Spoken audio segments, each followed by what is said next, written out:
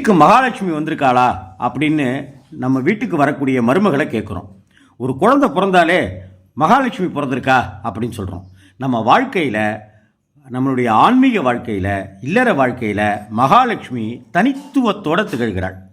அப்பேற்பட்ட மகாலட்சுமி 26 இடங்களில் சூட்சமமாக இருந்து நமக்கு அருள்பாலிக்கிறா, நம்மை வாழ வைக்கிறாள் அப்படின்னு புராணம் சொல்லுது. திருமால் மார்பு, திருமகள் திருமாலுடைய மார்பில் உறைந்து கொண்டிருக்கிறாள். அதாவது திருவுரை மார்பன் ஸ்ரீனிவாசன் அப்படின்னு பேர் இல்லையா? அந்த திருமகளுடைய அருளை பெறுவதற்கு திருமாலை நாம் வழிபடணும். திருமாலை விடுத்து திருமகளை மட்டும் வணங்கவே கூடாது. திருமகளை புருஷாகாரம் அப்படின்னு சொல்கிறாங்க. அடியாருக்கு அருள் புரியும்படி திருமாலை தூண்டுபவளே இந்த திருமகள் தான். ஏங்க, அவருக்கு ஏதாவது உதவி செய்யுங்க, அவர் ஏதாவது கை தூக்கி விடுங்க அப்படின்னு நமக்காக உதவி கேட்கறதுக்கு ஹெல்ப் பண்ணுறவளாக இருக்கிறவ தான் மகாலட்சுமி. தன்னுடைய நெஞ்சிலேயே குடியிருக்க வைக்கிறார் திருமால்.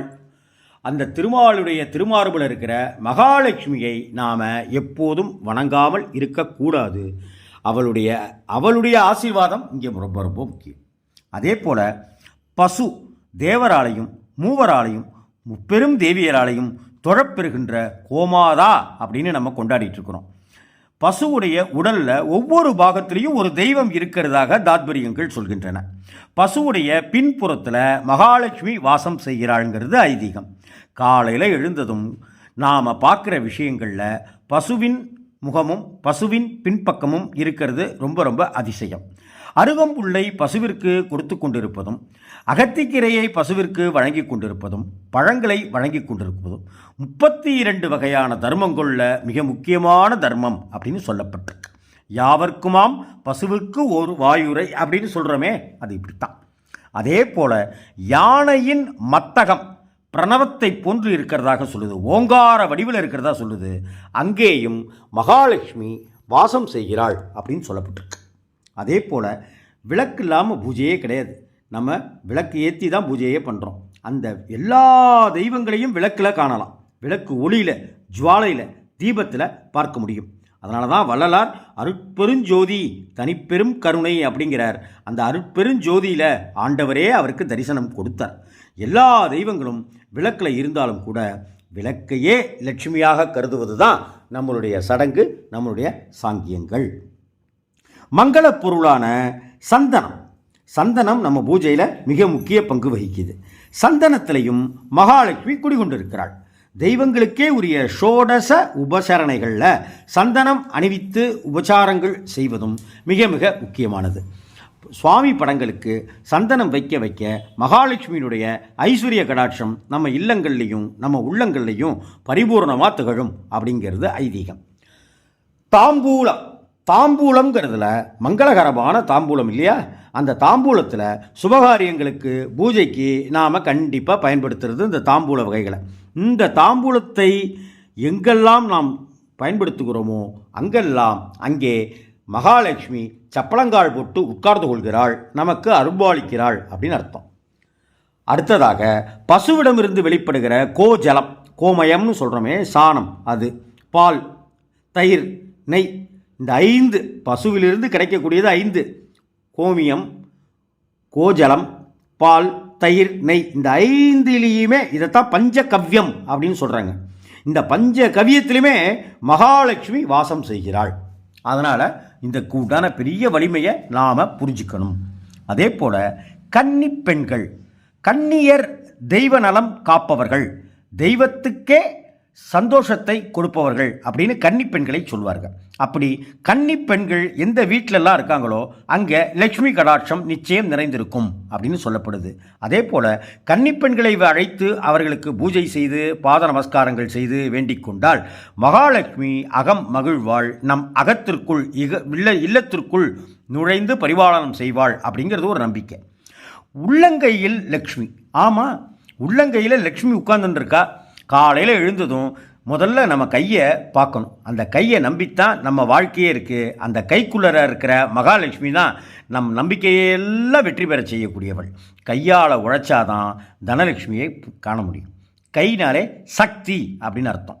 அவங்க பெரிய கைங்க அப்படின்னு சொல்கிறோமே, செல்வமுடையவர்களா அப்படி சொல்கிறோம். மகாலட்சுமி நம்ம கையில் உட்காந்துட்ருக்கா. அதை நம்ம சரியாக பயன்படுத்தி பூஜைகள் செய்து உழைத்தால் நாமும் செல்வந்தர் ஆகலாம். அடுத்ததாக புனிதமான பசுவோட பாதம் பட்ட இடம் இருக்குல்ல, அங்கே பாவம் எல்லாம் தவிடுபுடி ஆகிடுமா. அதனோட கால் தூசு பட்ட இடத்துல செல்வம் கொழிக்கும் அப்படின்னு சாஸ்திரங்கள் சொல்லுது. மாடு அப்படின்னாலே செல்வம் அப்படின்னு தான் அர்த்தம். ஆகவே பசுவின் காலடி பட்ட இடம், தூசு பட்ட இடமே புனிதத்துவம் வாய்ந்தது. மகாலட்சுமி குடிகொண்டிருக்கிறாள். வேள்வி புகை, நாம் யாகம் செய்கிற ஹோமங்கள் செய்கிற அந்த புகை நம் உயிரை காக்க வல்லது அப்படிங்கிறது தான் சாஸ்திரத்தினுடைய நெறி. அதனால தான் ஹோமங்கள் செய்யும்போது மறக்காமல் பிள்ளையாரையும் மகாலட்சுமியையும் நாம் அங்கே அழைத்து அமர வைத்துக் கொள்கிறோம்.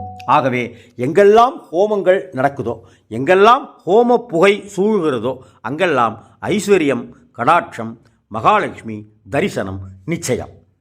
அதே போல சங்கு சுட்டாலும் வெண்மை தரும்னு சொல்கிறோமே, சங்கினுடைய நாதமும் அப்படிப்பட்ட மங்களகரமான விஷயம்தான். நிதியின் ஒரு அளவை, நிதி ஃபண்டு காசு, நிதியின் ஒரு அளவை சங்கம்னு சொல்கிறோம், சங்க நிதின்னு சொல்கிறோம், பதும நிதின்னு சொல்கிறோம் இல்லையா. இதெல்லாம் அந்த சங்கு தருகிற சத்தியமான வார்த்தைகள், சத்தியமான விஷயங்கள். அதே போல் வில்வ மரத்தடியில் ரைவத மன்வந்தரத்தில் மகாலட்சுமி தோன்றியதாக ஸ்தலபுராணங்கள்லாம் பல இடங்களில் விவரிக்குது. வில்வம் சிவபெருமானுக்கு உகந்த பத்திரம். அதை விட சிறந்த பத்திரம் ஒன்றுமே கிடையாது சிவனுக்கு. வைஷ்ணவ தலமான ஸ்ரீரங்கத்தில் ஸ்தல விருட்சம் என்ன தெரியுமா? வில்வம். திருநகரிக்கு வில்வாரண்யம் அப்படின்னே பேர் உண்டு வைஷ்ணவ ஸ்தலத்துக்கு. திருவகீந்திரபுரத்தில் மகாலட்சுமிக்கு வில்வத்தால் தான் அர்ச்சனை செய்யப்படுது. வில்வ மரத்தடியில் செல்வம் தரும் நாயகியாக மகாலட்சுமி எப்போதுமே குடிகொண்டிருக்கிறாள், நமக்கு அருள்வாளித்து கொண்டிருக்கிறாள் அப்படிங்கிறது தான் சத்தியம். அதே போல் நெல்லிக்காய் ஆயுள் வளர்க்கும், ஆரோக்கியத்தை தரும். அதன் அடியில் மகாலட்சுமி உறைந்து கொண்டிருக்கிறாள். நெல்லி திருமாலுடைய அருள் பெற்றது. ஹரிபலம் அப்படின்னே நெல்லிக்காய்க்கு பேர், ஹரிபலம். நெல்லிக்கனி இருக்கிற வீட்டில் லக்ஷ்மி வாசம் செய்கிறாள். துவாதசி அன்னைக்கு நெல்லிக்காய் சேர்த்து உணவு உண்பதனுடைய தாத்பரியமோ அதுதான். அதே போல் தர்ம சிந்தனை உடையவர்களுடைய உள்ளத்தில் மகாலட்சுமி இருக்கிறார். வெண்ணிற மாட புறாக்கள் வாழ்கிற இடத்துல மகாலட்சுமி இருக்கிறார். கலகமில்லாத பெண்கள் எங்கெல்லாம் இருக்கிறாங்களோ அங்கே மகாலட்சுமி இருக்கிறார். தானிய குவியல் எங்கே நிறைஞ்சு கிடக்குதோ அங்கே மகாலட்சுமி இருக்கிறார். கல்லும் உமியும் இல்லாத அரிசி குவியலில் மகாலட்சுமி இருக்கிறார். பணி உடைமை, இன்சொல் அப்படின்னு எங்கெல்லாம் உதிர்க்கப்படுகிறதோ அங்கெல்லாம் மகாலட்சுமி வாசம் செய்கிறாள். பகிர்ந்துண்டு வாழ்கிற எந்த குடும்பத்திலையும் மகாலட்சுமி குடியிருக்கிறார். நாவடக்கம், அடக்கத்தோட மென்மையாக பேசுகிறவர்களிடத்தில் மகாலட்சுமி இருக்கிறார். இதமாக பேசுகிறவர்களிடத்தில் இருக்கிறார். பெண்களை தெய்வமாக எந்த வீடு மதிக்குதோ அங்கே மகாலட்சுமி இருக்கிறார். தூய்மையாக ஆடை அணிகிறவர்களிடத்தில் மகாலட்சுமி இருக்கிறார். இப்படி மகாலட்சுமி 26 இடங்களிலிருந்து வாசம் செய்கிறாள், வாழ வைக்கிறாள், அருள்பாலிக்கிறார், நமக்கு எல்லா நலங்களும் தந்தருள்கிறாள், காபந்து செய்கிறாள் என்கின்றன புராணங்கள்.